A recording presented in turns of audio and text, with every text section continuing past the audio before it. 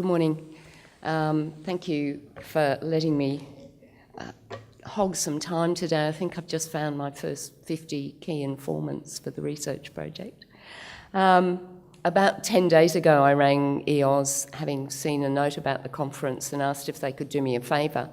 I wanted to get in touch with people, with women, working as apprentices or working as qualified tradespeople in the energy industry because of the project just referred to. Within a couple of days, they had very kindly offered me a spot, which I took. So big thank you to them for letting me intrude on your time.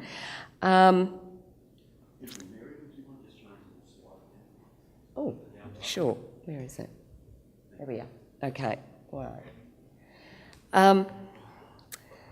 About 10, 15, or maybe longer, 15 years ago, two of my godsons from England came out to visit me, and they had been raised on Neighbours.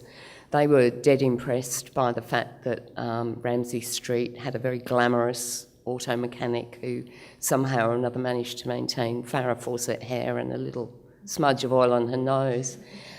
Ben came with me to the Mazda repair workshop and was very disappointed not to find a Charlene there. If only he knew what it was like for women in traditional trades in this country. I refer to traditional trades because that was the focus of our last research. I'm since discovering that we call them non-traditional trades when we're talking to women and traditional trades when we're talking to men, but I'm going to call them traditional trades. I'm about to start a research project focused on women in traditional trades, particularly the issues of attracting women into them, giving apprentices a meaningful, comprehensive experience that they can both survive and enjoy, and keeping women working in trades after qualification. So it's great. You're the people who'll know all the answers, and it's a terrific start for our project. This project comes out of a project we did 2 years ago, published about 18 months ago for New South Wales. We did the largest ever market research study on employers and apprentices working in traditional trades in New South Wales. The focus was on trades with skill shortages and trades that were male-dominated in the main, although obviously we had some women participating in the study, primarily, I'm afraid, in commercial cookery and hair and beauty. It was an interesting project because market research is not the norm for government research. They normally look at systems and structures, policy changes, financial triggers that you can use to achieve change. When we talk about market research, we're essentially looking at individuals as consumers, as customers. What is it about the product, if you like, or the experience that makes people like it and buy it, or hate it and change? We wanted to look at apprenticeships through the eyes of those most directly involved. They're the employers who take on the apprentices and the apprentices themselves. This is a focus on the next project. Let me talk about the first one. What we wanted to understand was what's the magic in apprenticeships. There used to be magic in apprenticeship. Where's it gone? That magic comes out of what people really value, both about the work and the experience. We wanted to look at the ingredients for a great apprenticeship, the ingredients that make it most likely that an apprentice will get through to the end and qualify, and what are the factors that impact on retention and completion that mean that almost 50% of our current apprentices drop out. We looked at it just as we'd look at it as if you were buying a car. So by way of background to the Women in Trades project, it seemed to me that I might be able to give you a snapshot of what we did in that one so that you know when I come around and ask you to participate in this one, what we're looking for. First of all, we were looking at a series of external factors. What are the things outside an apprenticeship that impact on whether or not it's a satisfying experience, whether or not you get the outcome you're looking for? The really interesting thing is that we have, as you all probably know, a model that comes from the Middle Ages, transformed in the Industrial Revolution, and essentially unchanged since then. We've tinkered around the edges, we've done a few things here and there, but we've fundamentally got a model of apprenticeships that relies on a series of social and economic factors that no longer exists, and particularly on a, if you like, a character of young people that no longer flies. It's interesting when you look at it that it's based on the idea of a career for life. It's based on the idea that you're the junior monkey in a big workshop, and that you sweep the floor. I know this is not true for everything, get yelled at a lot, go and get the lunch for at least 6 months, maybe a year. In some trades, you never get the range of experience that somehow or another you should. And today's young people will not accept that. It just doesn't fly for them as a reasonable model for working out of school or after university. There's also a fundamental flaw in the business model we've now developed for apprenticeships. We've focused on what we would call in marketing sales. We've focused on sign-ups. The business model for a group training organisation or apprenticeship centre is sign people up. You make your profits most effectively by signing more and more people up, regardless of aptitude or likelihood of completion. Of course, there are some incentives around continuation and completion, but the more you sign up, the better you do. And so we've actually got a system which encourages a degree of wastage. In New South Wales, I think the figures when we were doing the research project were something like 57% completion in the trades we were looking at, better in some than others, but generally speaking around half. As a business model, that's a terrible waste of your investors' money. Actually, it's our money. It's taxpayers' money a lot of the time. So we're throwing a lot of that away. Money does matter, but interestingly not the way we think. Last week I was in Ipswich interviewing some apprentice trainers, and it was great to hear some of our research, in different words, come straight out of their mouths. One of them said to me that money really didn't matter that much to apprentices when everything was going well. What happened when things weren't going well was that money became a proxy for all kinds of other ills.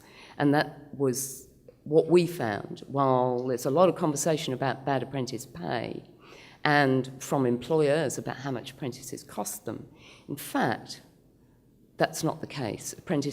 Many apprentices who are having a good apprenticeship think that the money's okay. It's not a bad thing that you're low paid, and eventually, if you're good, you get well paid.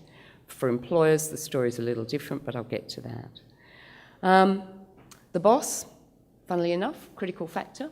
Get a good boss, much more likely to get through your apprenticeship. Get a bad boss, you're much more likely to move. Interesting thing is that because we're not all the same, one size of apprenticeship, one style of training, one style of employment doesn't fit everyone, that you can in fact fit what's called a hopeless kid with a boss that other people wouldn't like, and they get on great. Again, in Ipswich last week at the railway workshops, I met a young man who had been sent back to his GTO by his employer. They said, no, he's never going to make it here. They thought they'd give him another shot, sent him down to the railway workshops where they're restoring old locomotives. And the kid's getting on like a house on fire. He's got half a dozen retired engineers teaching him everything they know. One of them said, it's great, I've got 50 years of knowledge I can dump on someone, and this boy is thriving. In his previous employment, he would never have made it. So the boss makes a huge difference. But the most interesting thing for me was this sense of fairness. Young people today understand an apprenticeship by and large as a job, albeit a job with a difference, but essentially it's a job. And you make a deal in that job. You make a deal, you give up some pay and some conditions for the training. You understand the constraints around what you're able to do and the constraints to some extent of the training contract and the time served notion. And in exchange for that, you get training, you get a depth of experience, you get a range of experience, you learn from masters, and with any luck, you've got a boss who understands rewarding merit. The interesting thing for us was that many apprentices who dropped out or who were on the point of dropping out were talking to us about a lack of fairness, that while they'd signed up for something, that wasn't being delivered. So that fairness became a kind of tipping point in the whole experience. If your expectations of the deal were honoured, then in the experience, then somehow or another you were able to live with it and get through it and think it was a reasonable thing to do. If either side was unreasonable, was out of balance, you lost the apprentice quite quickly. I'm rushing through and I apologise for that, but I'm happy to talk to people more about any of these things during the day if you want to grab me. Then we basically looked at what we would call the market of apprentices.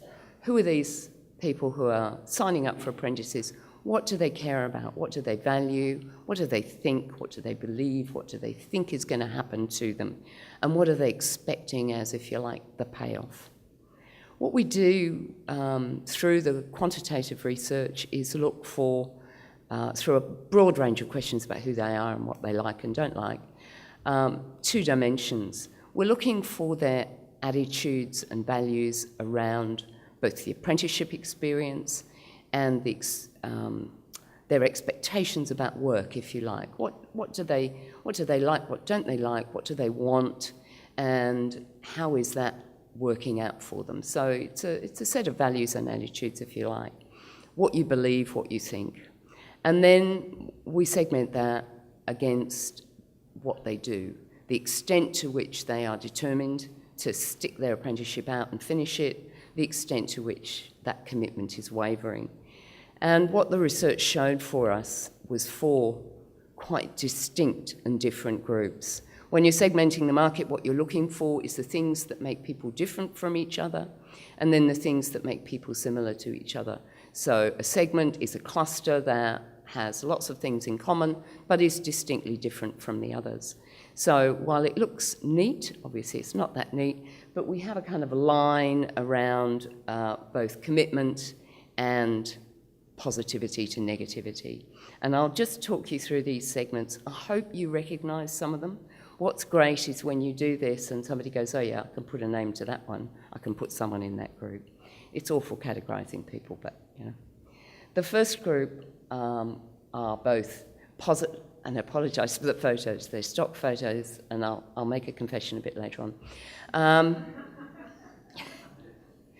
The made for a trade are generally the boys that everybody wants. They're very positive about the whole idea of trades.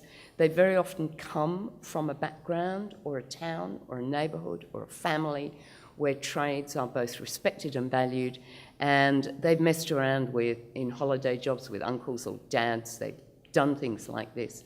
Most importantly, their family respect their choice and encourage them to pick up the trade that attracts them most. These are not families that are saying the only choice for you is university. They're families that are saying, sure, you want to do a trade, that's great.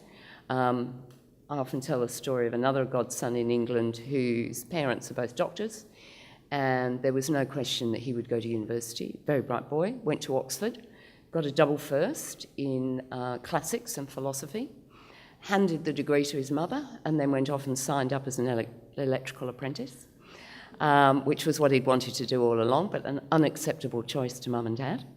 And he's now a lighting technician in the movies. Happy as Larry, and says Latin comes in useful now and again. The other interesting thing about this group is they've never actually thought about giving up. It hasn't been part of the internal conversation they've had in their heads. They've put up with some tough stuff, they've weathered it through. It's never been on the cards for them that they would leave. They tend to be younger, they are most likely to complete, and in this segment we'd expect something between 80-95% of them to make it through. If they don't make it through, it's for another reason. We also have a group who are equally positive and pretty committed, but it's all a bit casual, it's a bit relaxed. They're a very happy lot, this lot. They're getting a good experience. They did choose an apprenticeship too. They made an active choice. They're really interested in what they're doing. And like the previous group, they believe the ticket at the end is going to pay them well. They're quite happy with a 4-year apprenticeship too. Slightly different things matter to them. It's less the experience, more having a peer group more having some decent co-workers, but the most important factor for them is the boss. If they can't get on with the boss, if there's a bit of bullying going on, or the boss doesn't reward their determination and their hard work, then they tend to drift a bit. And we see a completion rate here of maybe more between the 70 to 80% rather than the 80 to 100. We've got a group that just fell into it. They really are accidental apprentices. They were leaving school or finishing up something else and didn't really have any thought about what they might do. Somebody came along and said, ever thought about an apprenticeship? Sign up here. So they did. Some of them have an interest in what they're doing. Some of them don't. Some of them thought they'd try it out. One of the interesting indicators about this group is they've had lots of part-time jobs and lots of different jobs, very often before they start an apprenticeship. And that hasn't been a try before you buy. There's an innate restlessness which they need to work through if they're ever going to settle down. The worst thing for them is that they are, in fact, quite experienced in lots of ways. And so there's less challenge, low pay, and they're most influenced by their peers. Right, sorry. These are the guys that should never have been signed up.